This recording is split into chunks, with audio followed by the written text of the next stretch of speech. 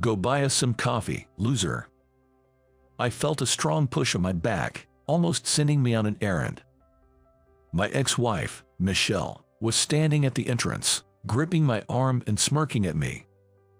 "Mr. Nichols, that's a job for the rookies." At that moment, the tables were turned by a single remark from the beautiful secretary, who had heard the commotion. "My name is Ryan. I'm turning 42 this year. I work for a company that primarily focuses on instant products. Lately, we've begun expanding our restaurant business nationwide and are currently increasing our sales. I joined this company right after college, making it 20 years now. After initial training for new employees, I was suddenly placed in the product planning department. The product planning department is crucial, as it influences the company's management and is known for generating new product ideas. I never imagined a complete newcomer like me would be assigned to such a crucial department. Amid a team of capable colleagues, I was incredibly anxious about whether I could keep up, but it was a place I had always hoped to transfer to someday. I consider myself lucky to have been placed there as a new graduate.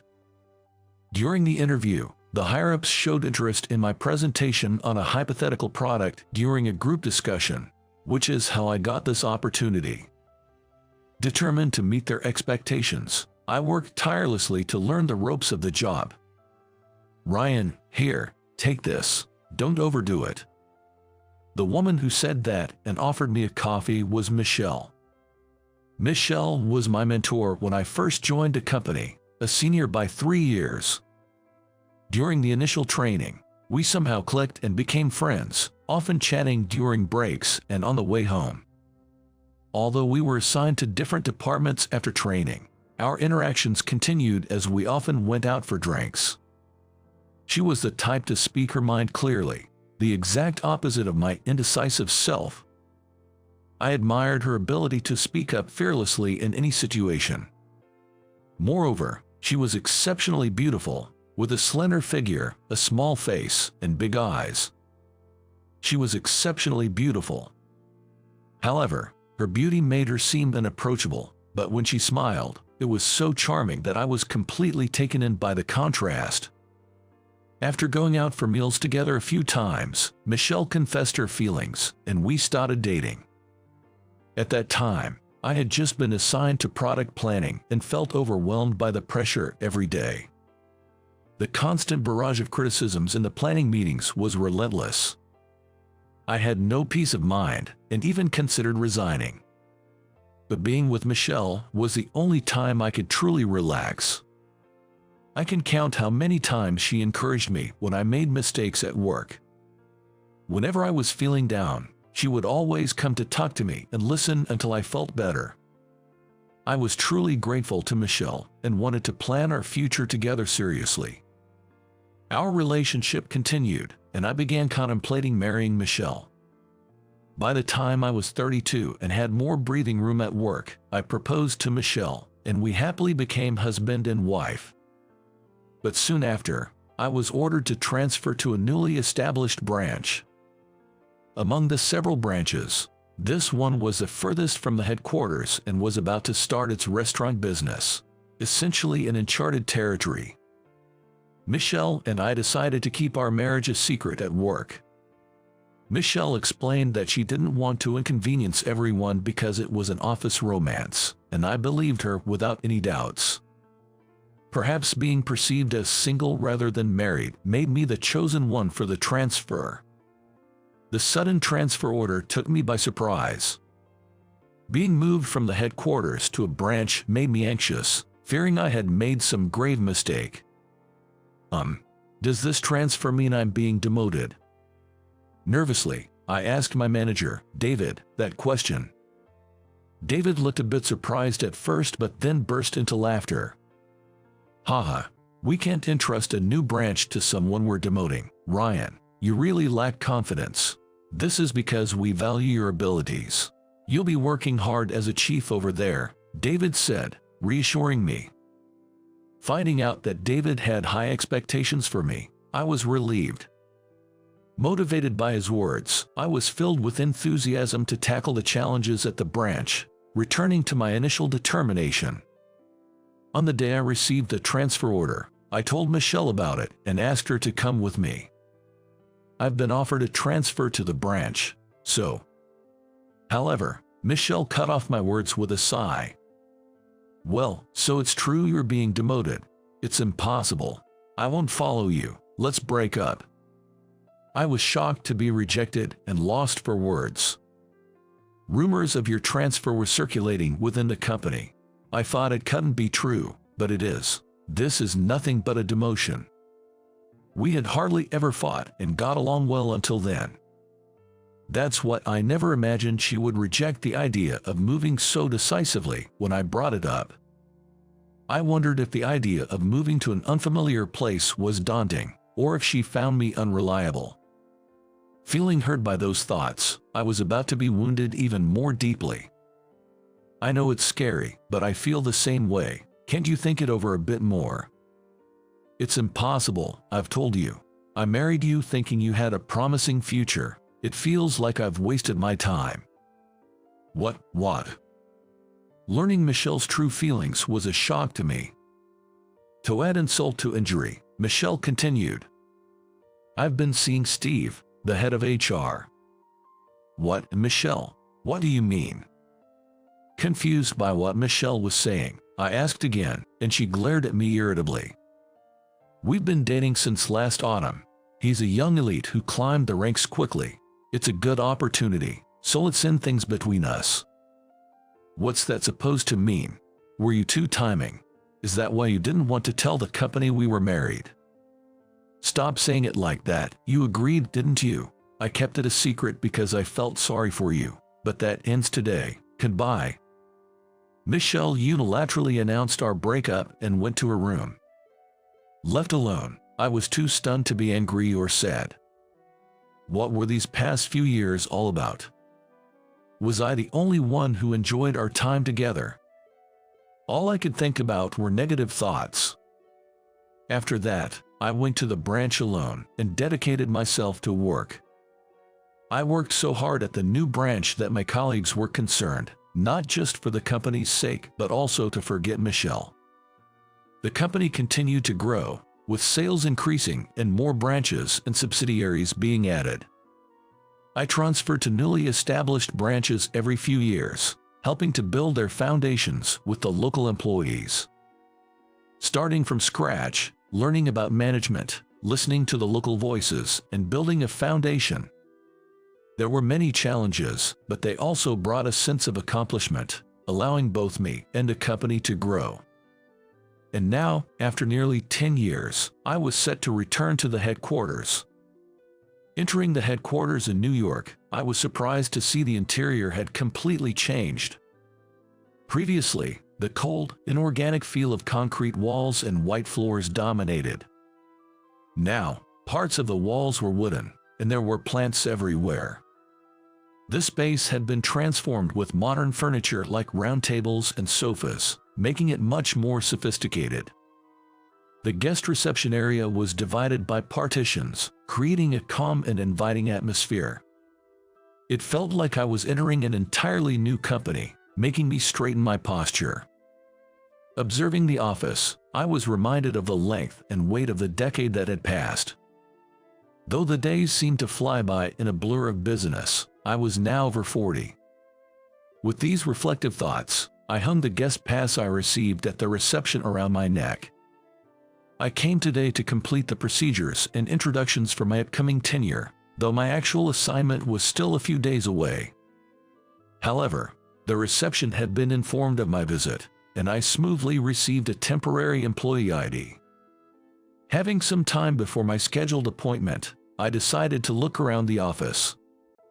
The spacious break room, with its large windows, clean nap areas, and tables and chairs, seemed very inviting. Some employees were enjoying coffee and chatting. There were vending machines for snacks, and the ambience was quite comfortable. The number of applicants wishing to join the company had been increasing yearly, and the competition for positions was skyrocketing.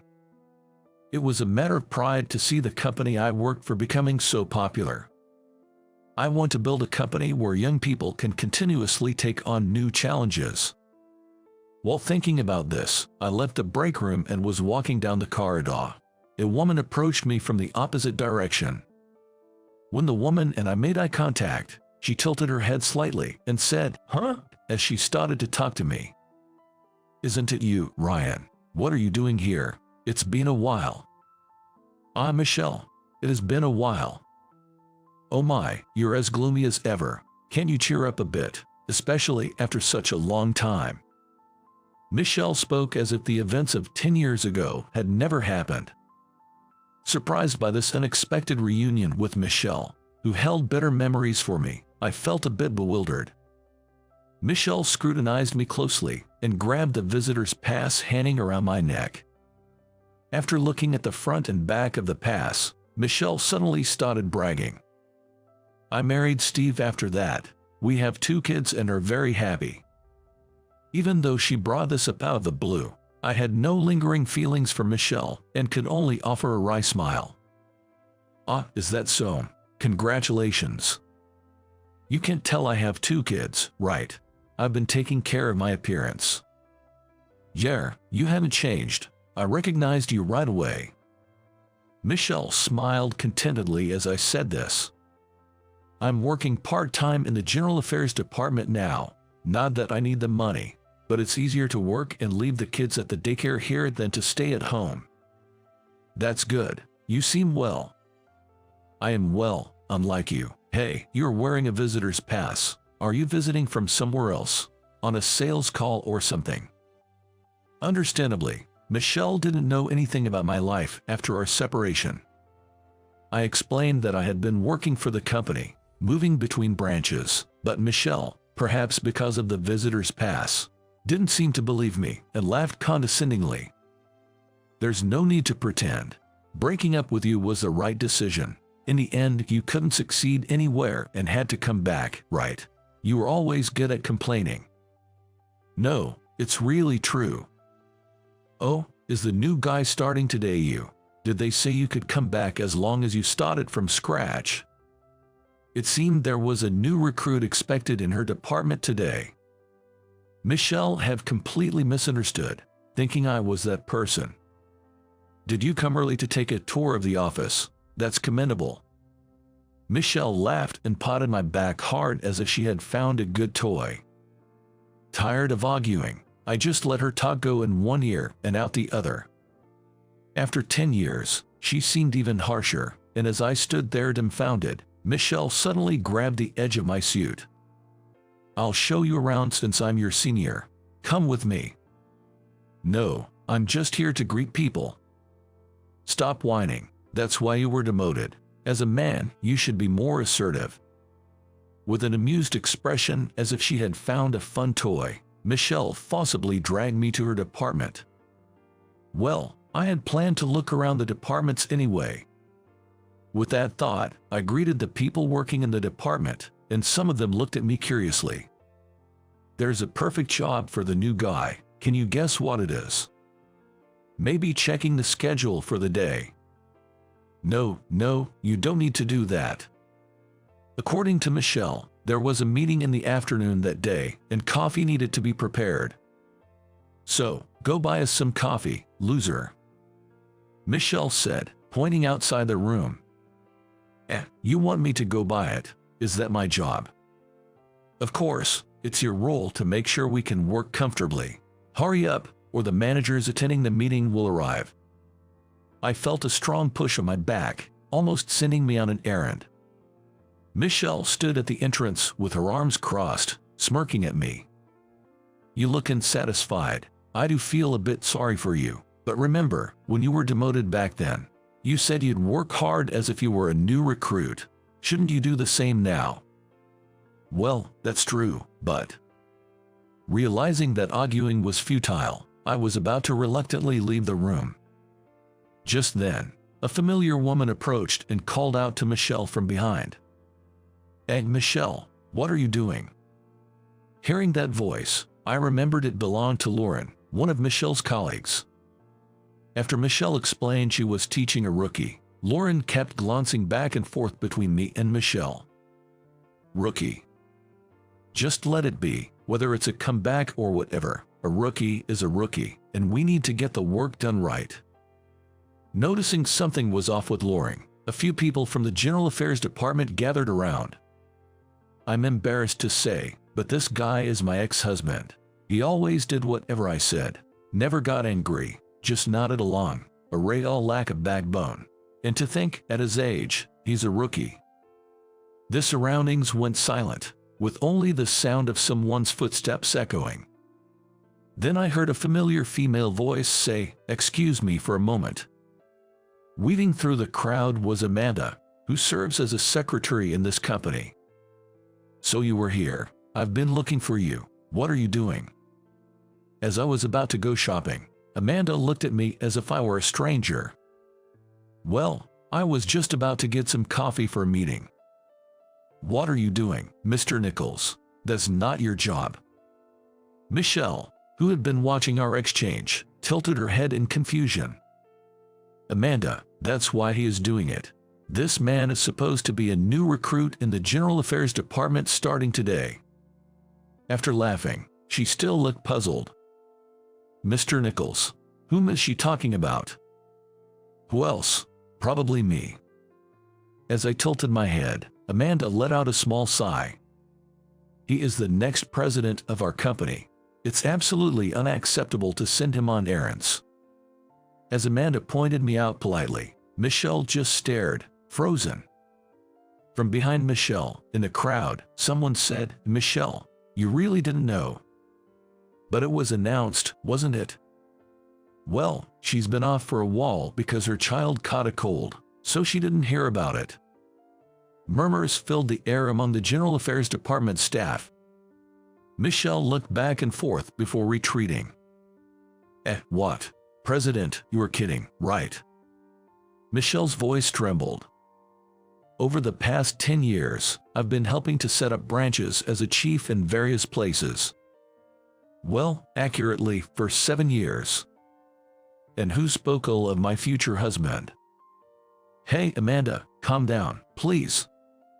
"Yes, Amanda is my wife." Her tone changed as she glared at Michelle. "We're planning to register our marriage next month, so she's technically still my fiancée. It's been decided that I'll take over as president of this company simultaneously with our marriage registration. I'll ask again, who insulted my future husband?" "What? You're marrying Amanda? I hadn't heard." Michelle was wide-eyed in shock. "In the last 3 years, when I was at the branch, I learned the business under the branch manager and eventually became one too. During that time, I had opportunities to interact with Amanda, the president's daughter. We hit it off over our shared vision to grow the company and started dating. The chairman and the president of this company are father and son. The branch managers were also almost always a family member. However, as the company grew, the limitations of family management began to show. Moreover, there was a big issue of who would take over after the current president, Mr. Smith, whose chronic illness was worsening. Initially, it seemed natural that a family member working at the branch would succeed him. But, having seen my work, the branch managers suggested that I, Amanda's boyfriend, might be a good candidate. Apparently, my background in the management planning department and the fact that the branches I managed as chief had better sales than others were part of the reasons. Amanda had no plans to take over the company, and being the only daughter, it seemed like Mr. Smith had given up hope, but then, he chose me for the role. I was invited to a high-end restaurant I had only seen on TV, where Mr. Smith personally shared this news with me. Traditionally, we've never had a son-in-law take over as president, but we've reached a limit with the current approach. We decided to try bringing in some fresh air. You'll do it, right? I was full of nerves and uncertainty, but somehow managed to muster a yes in response. After hearing my explanation, Michelle was utterly stunned, her mouth wide open. Making the president run errands, huh? It was Lauren's comment that snapped Michelle out of it, and she forced a strained smile. After all, who would have thought he'd be the president? He used to make mistakes all the time at work 10 years ago, and couldn't do anything without me. Indeed, I always talked to Michelle about my work failures. Perhaps because I never mentioned anything when things were going well, Michelle might have perceived me as constantly messing up. Thinking back, it's uncomfortable to realize she saw me that way even when we were dating. Learning Michelle's true feelings from back then made me inwardly sigh in disappointment. But Ryan is being promoted and transferred to a branch office, so he must be competent.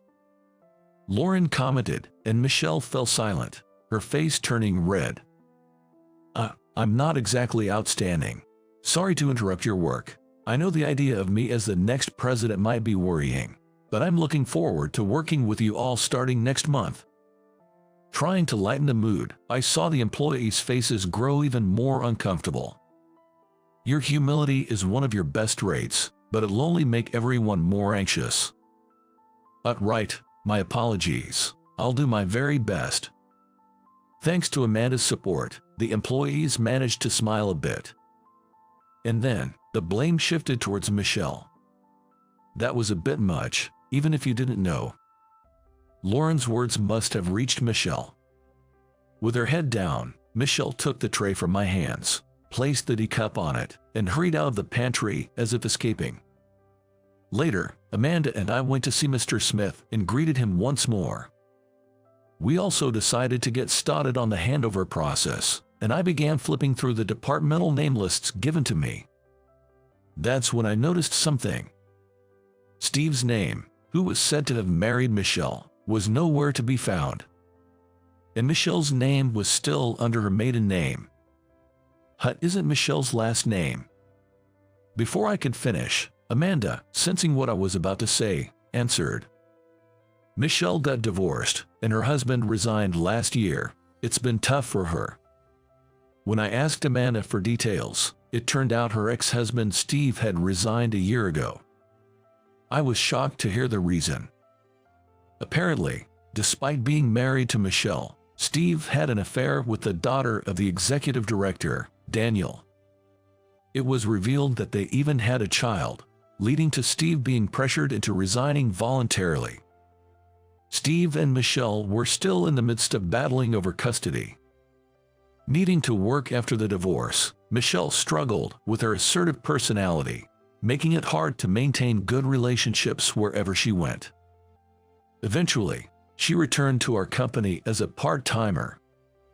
Despite wanting to return to full-time status, her applications were hindered by frequent absences due to her child's illness. So, what's Steve doing now? I'm not sure. After getting a thorough scolding from Daniel, he tried to find a new job through our contacts but to no avail. I remembered the way Michelle confronted me in the hallway just earlier. Her harshness towards me might have been a way to vent her frustrations. I felt a pang of sympathy for Michelle. And at the beginning of the following month, I officially became the president. Despite some experience in the branch office, I still felt inadequate. Supported by the former president, Amanda, and all the employees, I managed to get through each day. Every time I felt the pressure, I would think back to my old self. Overcoming various challenges, I had gained confidence in myself. I may not be able to do much on my own, but by relying on and being relied upon by those around me, I learned that we could accomplish much more together over the past 10 years. This is my irreplaceable treasure. Right after joining the company, I was thrown into the product planning department, where I learned the ropes in a state of anxiety. When I first transferred to the branch office, I was filled with anxiety every day, having to deliver results in an unfamiliar place among people I had never met before. Many people praised me, but I also received just as many harsh words. I tend to be more anxious than most and lack confidence in myself more than others. Even now, I sometimes doubt whether I'm cut out to be a president. But that's exactly why I've been able to push myself so hard. To overcome my anxiety and gain confidence, maybe it's okay to give myself a little praise from time to time. Looking out the window of the president's office, I found myself thinking these thoughts. About 2 months after becoming president, Amanda told me that Michelle had submitted her resignation. It seems that her divorce from Steve was finalized, and she won custody of their children. However, with a newcomer in the General Affairs Department who had experience, Michelle's path back to full-time employment became even steeper. She would receive child support, but it would still be tough to support 2 children on a part-time salary.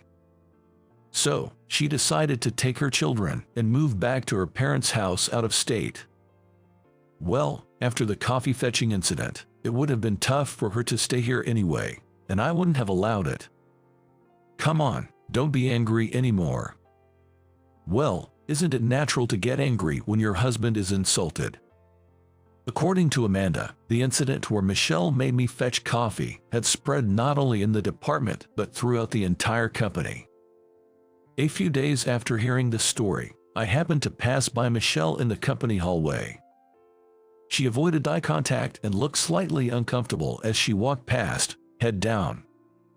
After we exchanged brief greetings, Michelle called out to me from behind. "I've decided to leave the company. I can't stand being under you." Even as she said this, Michelle's face seemed somewhat relieved. "I received your resignation this morning. It must have been tough. What will you do now? Why don't you worry about yourself before worrying about me?" Michelle said that and ran down the hallway, returning with a small paper bag. She handed me the bag as if pushing it onto me. Inside was a box of confectionery. "I've been handing these out as a farewell gesture. There was one left, so give it to Amanda." "So it's the leftovers, huh? Well, thanks anyway. You've heard about it, haven't you?" "Well, yeah." I understood she was referring to Steve, but I didn't know how to respond. Seeing my reaction, Michelle smiled faintly. "You haven't changed. Always clamming up when you're in trouble. You should at least say serves you right." Faced with Michelle's typically assertive attitude, I couldn't help but force a wry smile. "But you know, choosing men for their money isn't good. You might get transferred to the countryside." Even though I blurted it out in a rush, it was a lame thing to say.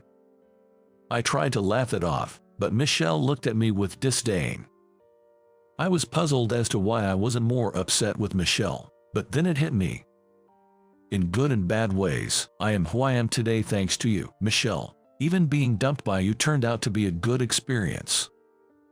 I have completely moved on, so whatever Michelle said, it didn't bother me anymore.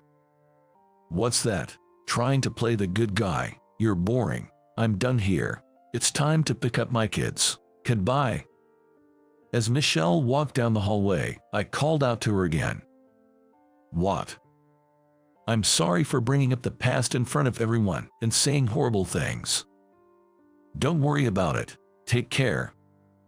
Michelle didn't reply and just walked away. In the end, it was a good experience, for better or worse. Watching Michelle's back as she left, I reaffirmed that thought.